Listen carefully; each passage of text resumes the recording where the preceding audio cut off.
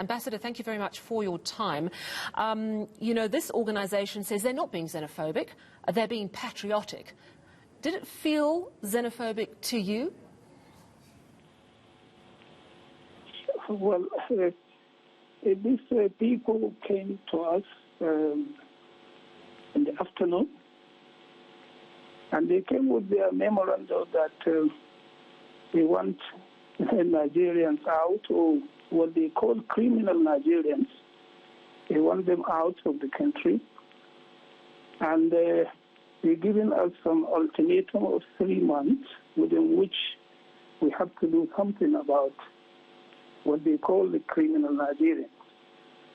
Now, going through the memo that they submitted to me, I look at about 12 items there. And perhaps the only item there that has something to do with us, with Nigeria, is the demand that we should apologize for what Nigerians are doing here. But all the rest of the items there, they are items that do not belong to Nigeria at all. Take, for instance, the issue of putting South Africa first. Ambassador, I'm just going to jump in on that point that you say of that memorandum. You know, they want you to do something within 3 months about what they call criminalized Nigerians, and they want you to apologize for what Nigerians are doing in South Africa. What's your response to that?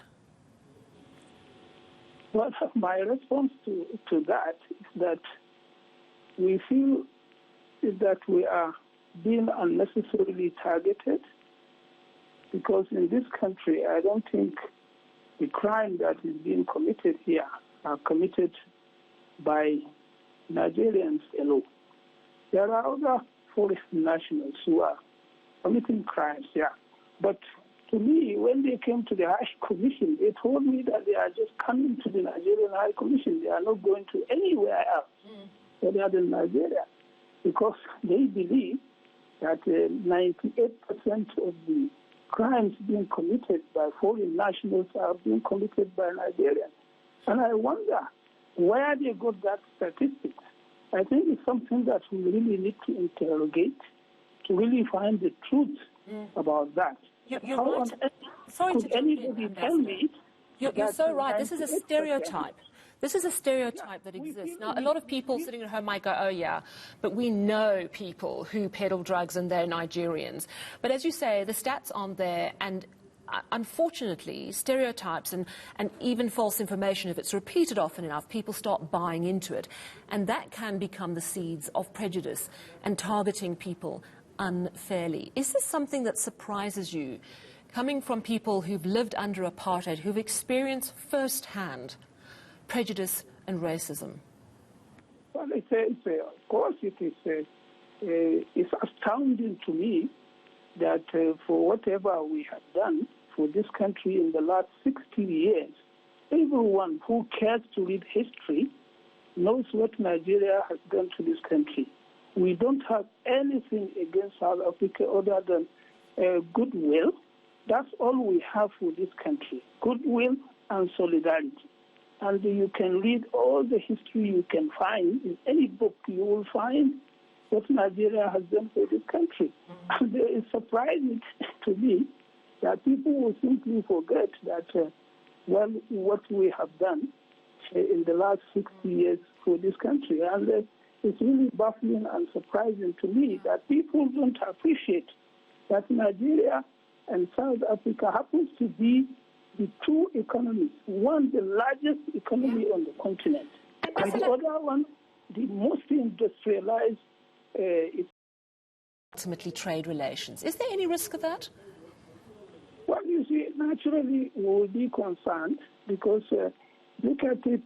Our president was here last year, and we had a good interaction.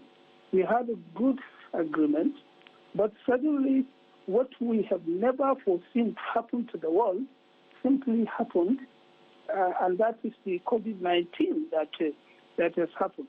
We've not been able to move forward from the time we had our president here because of this COVID-19. And now, suddenly, after the easing of the lockdown here, and especially beginning in August, we begin to have this threat of getting criminals, the so-called criminal Nigerians, out of the country. So Are you going to raise it with your South African counterparts, Ambassador?